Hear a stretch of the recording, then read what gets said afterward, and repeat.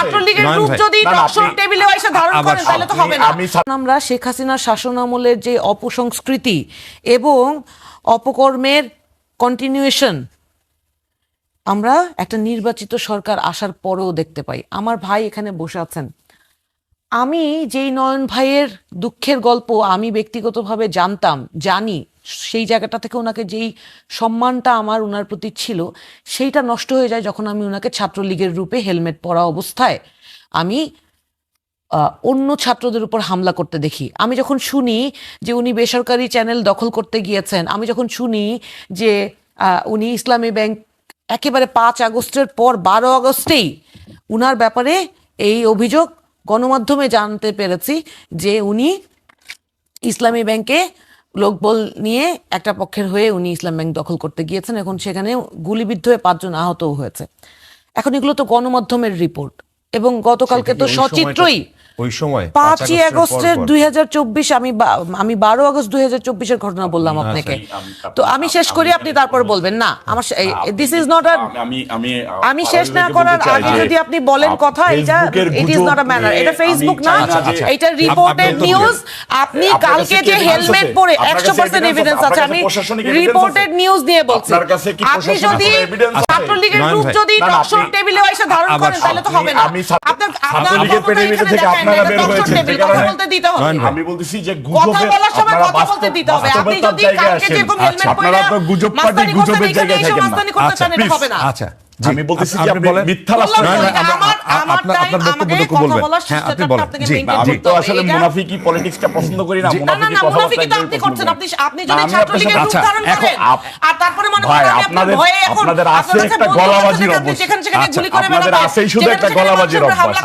ছাত্রদলের সাথে ছাত্র শিবিরের যদি ঝামেলা হয়, আপনার কাছে আপনি তো অ্যাডভোকেট, আপনার কাছে প্রশাসনিক কোনো এভিডেন্স আছে? ইসলামিক ব্যাংক দখল, সময় টেলিভিশন, আপনি জান নাই কালকে কোথায়? জান নাই কালকে হেলমেট পরে ছাত্রদলের সমস্যা, ছাত্র শিবির যেখানে নির্বিচারে গুলি করতেছে, ছাত্র শিবির যেখানে বোম মারতেছে, প্রশাসনকে বলেছি সামনাসামনি হাজার হাজার ভিডিও আছে ওইখানে, মানে হাজার ভিডিও আছে। প্রশাসনকে বলা হচ্ছে যে আপনাদের সামনে গুলি করতেছে, কেন আপনারা কেন প্রশ্রয় দিচ্ছেন? ছাত্রদেরকে হামলা করতে গেছে। আমি তো অবশ্যই আমার ডিফেন্স দিব। আমি তো অবশ্যই, আপনি সেটা অস্বীকার করতেছেন। আমি অবশ্যই অস্বীকার করতেছি না। আমি তো হেলমেট পরেছি। আপনি কেন যাবেন? যখন গুলি করছে, আপনি কি ছাত্রদল? আপনি প্রশাসনের লোক? আমি ছাত্রদল করব কেন? আমি তো দেশের নাগরিক। আপনি কি প্রশাসনের লোক?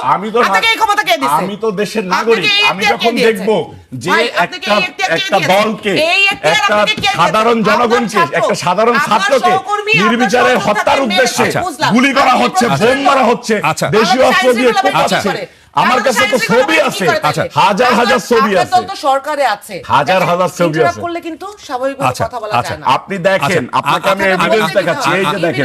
এই যে দেখেন ছাত্রদলের সাধারণ সম্পাদককে মেরেছে, এই যে দেখেন ছাত্রদলের সাধারণ ছাত্রকে মেরে হসপিটালে রেখে দিয়েছে। আচ্ছা, এই যে দেখেন মেরে দেখেন কি করেছে। এটার উপরে কি আমার ছোট ভাইদেরকে আমি উদ্ধার করতে যাব না? দুটো কথা বলি। আচ্ছা, হুমায়রা ক্ষমতার কাছে তো আসলে কুক্ষি না, ক্ষমতার এখানে কোনো কথা না। মিথ্যাচার করতেছেন, সেই মিথ্যাচার থেকে বিরত থাকুন। ভাই, আপনার কাছে আপনি একজন অ্যাডভোকেট, মিথ্যাচার থেকে বিরত থাকুন। আপনি উত্তর দেন তাহলে। আপনি শেষ করেন। আচ্ছা, তো এই নতুন বাংলাদেশে এই ধরেন টিআইবির একটা রিপোর্ট আমরা দেখেছি, সরকারের 100 দিনের সমালোচনা। তার আগে নির্বাচনের আগে আমরা যখন দেখলাম যে সারা বাংলাদেশে বিএনপির অন্তঃকন্দলে প্রায় 300-র মতো মানুষ নিহত হয়ে গিয়েছেন।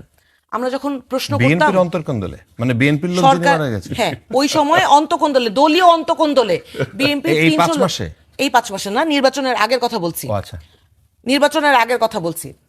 তখন আমরা যখন এই টেবিলে বসে প্রশ্ন করতাম, তখন আমাদেরকে আমাদের বিজ্ঞ ভাইরা যারা এখন এমপি মন্ত্রী হয়েছেন, ওনারা বলতেন যে জনাব তারেক রহমান দেশে ফিরে আসলে এই যে একটা অ্যানোমালিজ বা অস্থিরতা ছাত্রদের মধ্যে বা মানে ছাত্রদলের ছেলে বলেন, যুব দলের ছেলেদের মধ্যে, এইটা কমে যাবে।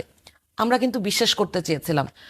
অথচ যখন নমিনেশন দেয়া হলো, তারপর তো জনাব তারেক রহমান ফেরত এসেছেন, নির্বাচন সুষ্ঠু হয়েছে, আমরা মেনে নিয়েছি। সবারই কম বেশি অভিযোগ ছিল, সেটাও আমরা মেনে নিয়েছি। এই 5 মাসের টিআইবি রিপোর্টটা আপনি দেখেছেন ফারাবি ভাই?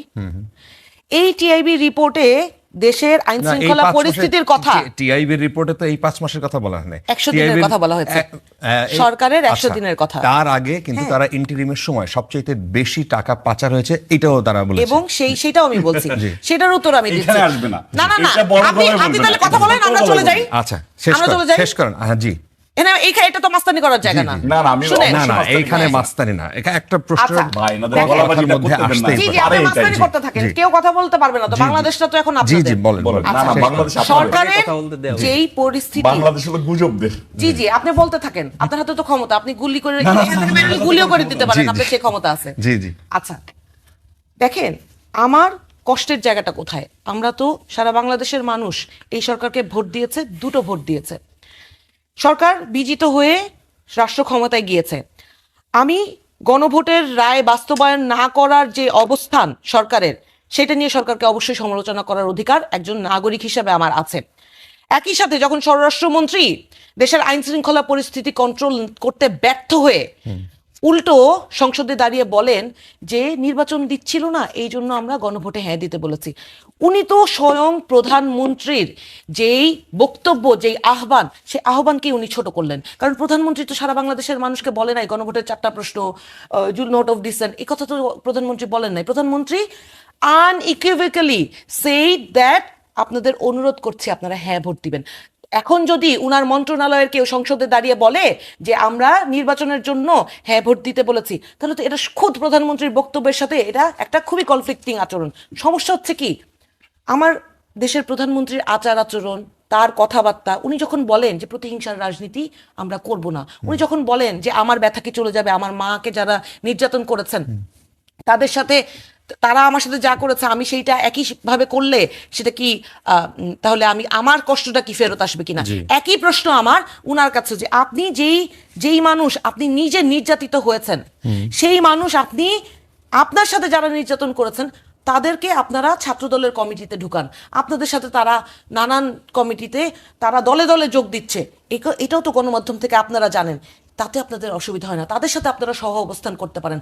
অথচ এই গণ অভ্যুত্থানে যারা আপনাদের জন্য গুলি খেয়েছে, যারা আপনাদের জন্য সামনে দাঁড়িয়ে ফ্রন্ট লাইনার হয়ে তারা লড়াই করেছে, আজকে তাদেরকে আপনারা ভাইয়ে ভাইয়ে কাঁধে কাঁধ না মিলে আপনারা তাদের উপরে হামলা করেন। ছাত্র দলের সাথে ছাত্র শিবিরের সমস্যা হয়েছে, ধরেই নিলাম ছাত্র শিবির করেছে, আমার পাশে সাবেক ছাত্র শিবিরের একজন আছেন, উনি ব্যাখ্যা দিবেন হয়তো, আমি তো ছাত্র শিবির করি না, আমি জানি না। আপনি ছাত্র শিবির যদি অন্যায় করে, আপনার প্রশাসন কোথায়, স্বরাষ্ট্রমন্ত্রী কোথায়? বাংলাদেশের আইন শৃঙ্খলা নিয়ন্ত্রণ করার জন্য একটা মাদ্রাসার অধ্যক্ষ ছাত্র দলের নেতাকর্মীদের হাতে, আলিয়া মাদ্রাসার অধ্যক্ষ নিজে অভিযোগ করেছেন যে ছাত্র দলের, সেটা আপনি ব্যাখ্যা করেন আপনার সময়, ছাত্র দলের নেতাকর্মীদের হাতে আলিয়া মাদ্রাসার অধ্যক্ষ ধৃত হয়েছে। আমি বলছি তো, আপনি ব্যাখ্যা দিয়েন আপনার সময়। তারপরে আমার কথা হচ্ছে, ধরেন যেই করুক, আমার স্বরাষ্ট্রমন্ত্রীর নিয়ন্ত্রিত আইন শৃঙ্খলা বাহিনী কোথায় ছিল? উনাকে কেন হেলমেট পরে ছাত্রলীগের রূপ ধারণ করতে হইলো? এই বাংলাদেশে কি, এই বাংলাদেশে কি পরিষ্কার। আমি